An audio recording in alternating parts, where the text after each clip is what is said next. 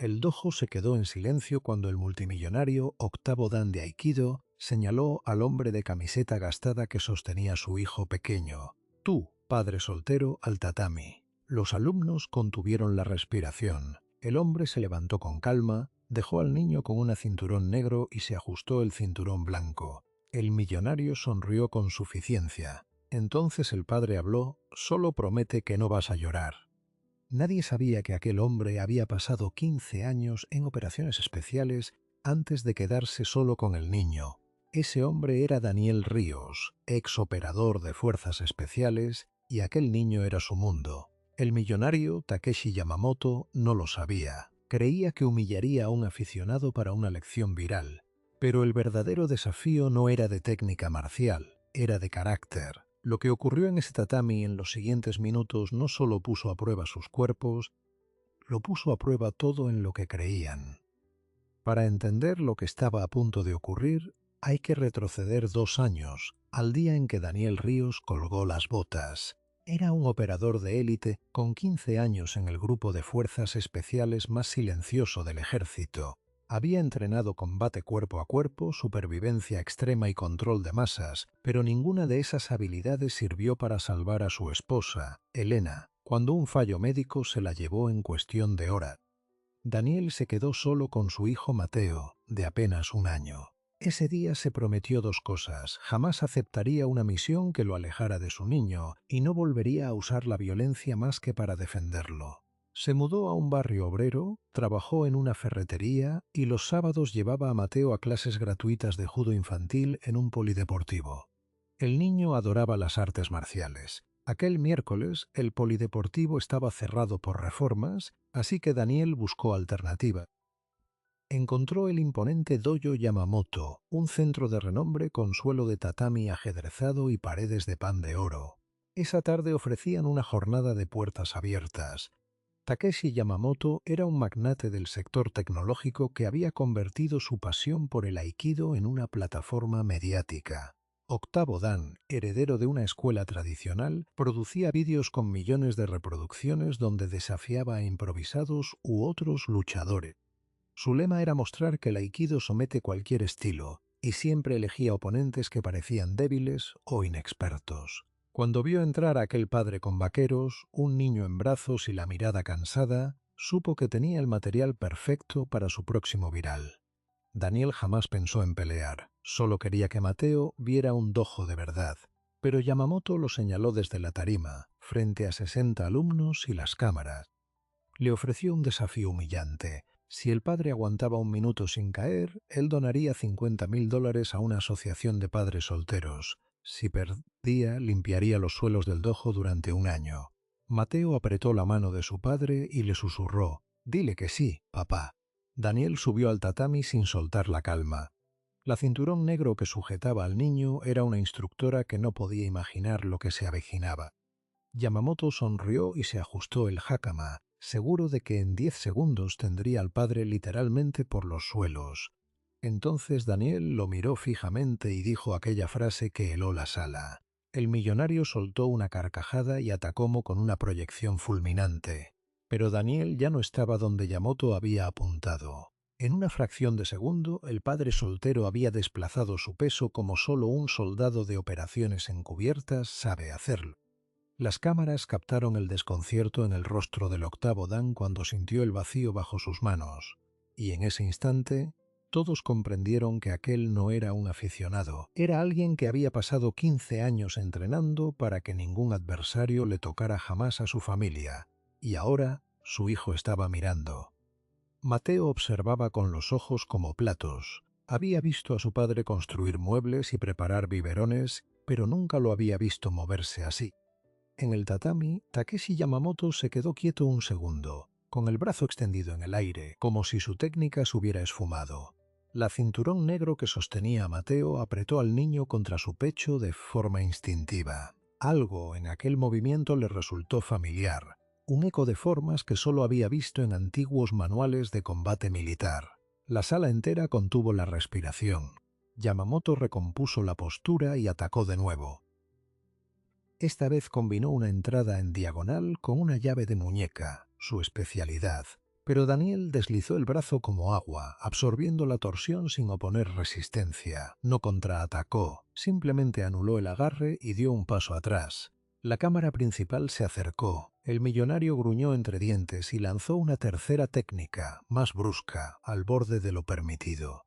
Daniel leyó la trayectoria antes de que el golpe naciera. 15 años en operaciones encubiertas le habían enseñado que la verdadera defensa no está en la fuerza, sino en la anticipación. Esquivó el ataque y, por primera vez, habló sin alzar la voz. «Usted prometió no llorar, señor Yamamoto». El dojo estalló en murmullos. El octavo dan sintió el golpe mucho más profundo que cualquier proyección. Su orgullo estaba siendo grabado en directo. En ese momento, su asistente personal, un joven llamado Kenji, recibía una notificación en su tableta.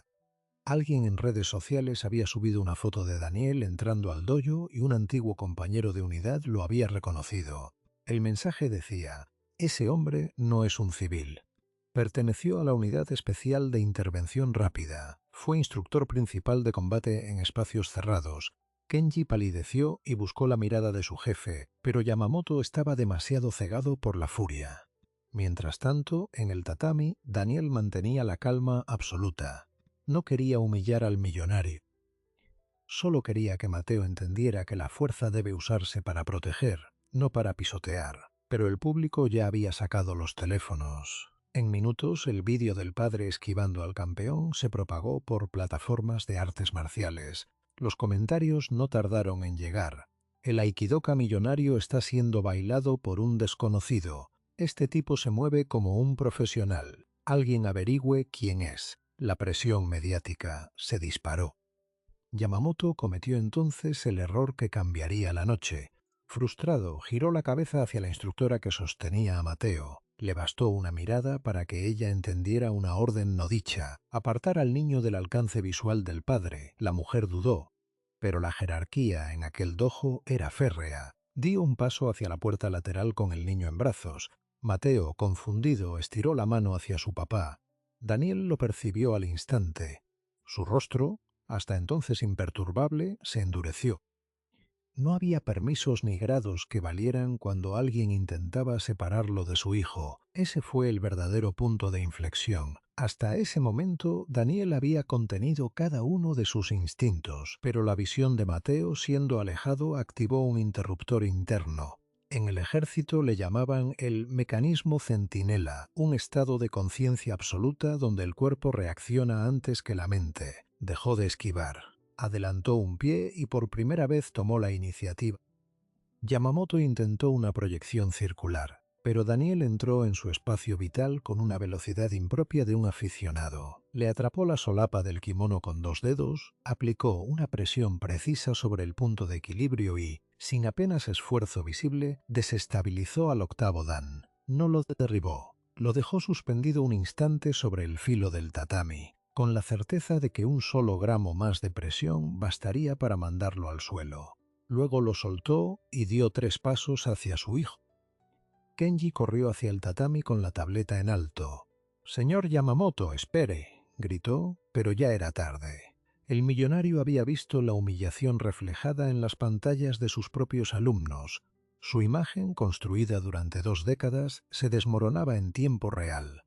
Y para Daniel lo único importante era volver a tener a Mateo en sus brazos. La instructora, atrapada entre la disciplina y el instinto, se detuvo, pero entonces apareció un nuevo elemento. La puerta principal del dojo se abrió y entró un hombre con gabardina oscura. Era el jefe de seguridad de la corporación Yamamoto, alertado por los vídeos. Conocía el protocolo para gestionar crisis de imagen y no iba a permitir que un padre soltero arruinara la reputación de su jefe. Hizo una seña a 2 guardaespaldas, y en ese preciso instante, Daniel supo que proteger a su hijo requeriría algo más que técnica marcial. Requeriría revelar quién era realmente, con todas las consecuencias que eso acarreaba. El jefe de seguridad, el señor Tanaka, avanzó con la gabardina ondeando. Sus 2 guardaespaldas, hombres de traje y auricular, se posicionaron en los flancos. Señor Yamamoto, la transmisión en vivo ya tiene más de 200.000 visualizaciones. Esto se nos escapa de las manos. Debemos contener al intruso. Yamamoto, con el pecho agitado, asintió sin apartar la mirada de Daniel. La orden fue un gesto de dedos, retirarlo del tatami. Pero Daniel ya había evaluado las distancias, las salidas y el ángulo donde la instructora sostenía a Mateo. No era una habitación cerrada, pero se estaba convirtiendo en una. La instructora, una mujer de nombre Akiko, sintió vibrar su teléfono en el bolsillo del kimono. Lo ignoró. Algo en la voz de Daniel cuando pidió a su hijo resonaba con un recuerdo borroso. Ella había sido capitana del equipo nacional de judo antes de retirarse por una lesión y años atrás asistió a un seminario de defensa impartido por un operador anónimo. Aquella voz calmada, aquellas manos que no temblaban. Un escalofrío le recorrió la espalda. Miró a Mateo y luego a Daniel. Decidió quedarse quieta. Los guardaespaldas flanquearon a Daniel. Uno extendió la mano para sujetarlo del hombro. Fue el único movimiento que llegó a realizar. Daniel giró la cadera 12 grados, colocó el antebrazo como cuña y redirigió la energía del guardia hacia el suelo. El hombre tropezó con su propio impulso y cayó de rodillas sin que pareciera que Daniel lo hubiera tocado. El segundo guardia retrocedió un paso. Tanaka, incrédulo, se llevó la mano al auricular. Solicito refuerzos. Pero el refuerzo no llegó en forma de más guardias. Llegó desde el bolsillo de Kenji, el asistente. El joven, temblando, se adelantó con la tableta y la puso frente a los ojos de su jefe. En la pantalla no solo estaban los datos de Daniel Ríos. Alguien desde la comunidad de veteranos había subido un documento escaneado. Una condecoración al valor por la Operación Tormenta Blanca, donde el sargento Ríos había evacuado a 17 civiles de una zona de conflicto. La publicación tenía miles de compartidos en menos de 10 minutos. El impacto fue como un disparo silencioso. Yamamoto leyó la hoja de servicio del hombre al que había humillado en público. No era un aficionado con suerte. Era un héroe de guerra que ahora cargaba cajas en una ferretería. El aikidoka temió el juicio de su audiencia. Pero lo que vino a continuación fue aún peor para él. Los comentarios en directo cambiaron de tono. De repente ya no se burlaban del millonario. Empezaron a investigar sus prácticas empresariales. Un usuario anónimo filtró un recorte de prensa. Yamamoto Industries había sido demandada 2 años atrás por condiciones laborales abusivas en su filial de Malasia. El caso se archivó con un acuerdo extrajudicial. Otro usuario añadió que el dojo era una fachada para evasión fiscal. Las acciones de la compañía se desplomaron un 3% en tiempo real. Tanaka entendió que la pelea en el tatami ya era secundaria. La guerra era ahora reputacional. Susurró al oído de Yamamoto: debemos detener el directo y negociar con él. Si lo sacamos a la fuerza, mañana seremos el enemigo público. Pero Yamamoto, herido en lo más hondo, cometió su último error. Arrebató la tableta a Kenji.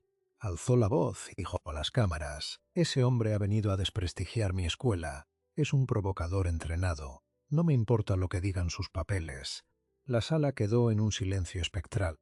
60 alumnos, que hasta entonces admiraban al maestro, bajaron las manos. Algunos apagaron sus teléfonos. Daniel, mientras tanto, se había acercado a Akiko. Extendió los brazos sin prisa. La instructora, con los ojos llorosos, le entregó a Mateo. El niño se abrazó al cuello de su padre y escondió la cara. Daniel le susurró algo al oído que nadie grabó. Luego se volvió hacia las cámaras sin soltar a su hijo. Señor Yamamoto, usted me prometió que no lloraría. Yo solo vine a que mi hijo viera un dojo bonito, pero usted ha convertido esto en un espectáculo cruel. Estas cámaras son suyas. Prepárese, porque ahora le voy a dar un espectáculo de verdad. Nadie respiraba. Mañana a las 9 de la mañana en el polideportivo del barrio donde entreno a chicos sin recursos. Usted y yo, sin cámaras comerciales, sin asistentes, sin trampas. Solo nosotros, un tatami y los niños del barrio como testigos. Si usted gana, yo me retiro de las artes marciales para siempre y pido disculpas públicas.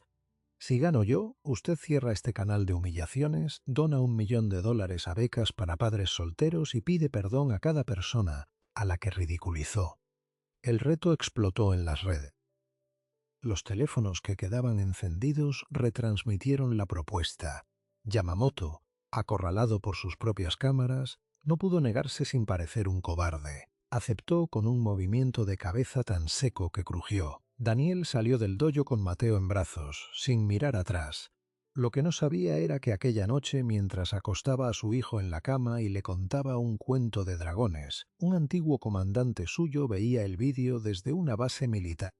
Reconoció el modo de moverse, la forma de hablar, la sangre fría, y tomó una decisión que cambiaría el rumbo del día siguiente, porque Yamamoto no iba a presentarse solo, y Daniel, sin pretenderlo, estaba a punto de reencontrarse con el pasado que llevaba 2 años evitando. A las 8:30 de la mañana, el polideportivo del barrio olía a goma y a esperanza. Los niños se sentaron en círculo sobre el tatami gastado, con las piernas cruzadas y los ojos brillantes. Eran 23 hijos de madres solteras, de padres desempleados, de familias que contaban cada moneda.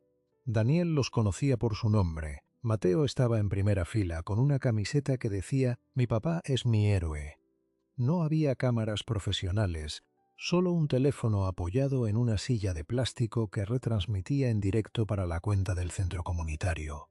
La conexión tenía 300.000 espectadores antes de que empezara el combate. Takeshi Yamamoto llegó puntual. Vestía un kimono impecable, pero bajo los ojos le colgaban 2 bolsas moradas. No había dormido. Sus acciones se habían desplomado otro 5% al cierre de mercados asiáticos. Su junta directiva le había enviado un ultimátum. O resolvía la crisis de imagen o presentaba su dimisión. Le seguía Tanaka, con la tableta en la mano y una mueca de derrota anticipada. El millonario miró el tatami remendado, las paredes desconchadas, los niños. Algo se le encogió por dentro. No era desprecio. Era el vértigo de pisar un mundo que nunca había necesitado entender. Daniel le esperaba en el centro, descalzo, en vaqueros y camiseta blanca, sin hakama, sin grados visibles. Solo un hombre junto a su comunidad. La transmisión mostraba los comentarios en cascada. «Este tío es leyenda. Yamamoto devuelve el dinero». El aikido no es para humillar. La cinturón negro del día anterior, Akiko, se había presentado voluntaria para arbitrar. Aceptó sin cobrar, con la condición de que nadie manipulara la grabación. Había pasado la noche leyendo sobre la trayectoria de Daniel Ríos y sobre las víctimas de Yamamoto. Dormir no fue una opción. Akiko dio la señal. El combate comenzó sin adornos. Yamamoto atacó con una técnica de entrada directa buscando la proyección rápida. Pero sus movimientos ya no tenían la arrogancia de la tarde anterior. Tenían la rigidez del miedo. Daniel, en cambio, fluía como un río manso. No esquivaba realmente, se movía con la anticipación de quien ha leído patrones de ataque en los entornos más hostiles del planeta. Cada vez que el millonario extendía el brazo, Daniel ya no estaba allí. Los niños aplaudían cada giro, cada sutileza, y Mateo reía a carcajadas. Pasados 2 minutos, Daniel detuvo el ataque de Yamamoto con una mano abierta sobre su esternón. Lo miró a los ojos y habló tan bajo que el teléfono apenas lo captó. «Usted prometió no llorar, señor Yamamoto. Pero si quiere llorar, llore. Aquí nadie le va a ridiculizar». La sala enmudeció. El millonario sintió un golpe seco en el diafragma, no de fuerza, sino de verdad. Bajó los brazos. Las lágrimas corrieron sin permiso, por primera vez en décadas. No eran lágrimas de derrota deportiva, eran de alguien que acababa de ver su propia vida desde fuera y no le gustó lo que vio. Entonces ocurrió algo inesperado.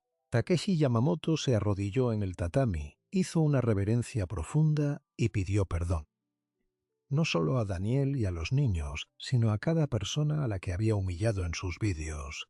La transmisión en directo llegó al 1.000.000 de espectadores. Las acciones de su empresa se recuperaron 10 puntos en cuestión de minutos porque, en ese gesto, el público no vio a un magnate derrotado, sino a un ser humano reconociendo su propia miseria. Tanaka soltó la tableta y se llevó las manos a la cabeza. Aquello no estaba en ningún protocolo de crisis. Daniel ayudó a Yamamoto a levantarse y le tendió un trozo de papel. Era una lista de asociaciones de padres solteros, comedores sociales y clubes de barrio que necesitaban financiación urgente. «Usted no me debe nada a mí». El $1.000.000, a ellos. Yamamoto asintió sin palabras. Aquella misma tarde, la Fundación Yamamoto emitió una transferencia de $1.200.000 a 17 entidades locales. 1 hora después, el canal de vídeos de humillaciones cerró definitivamente. Pero la sorpresa final aún no había llegado. Cuando la transmisión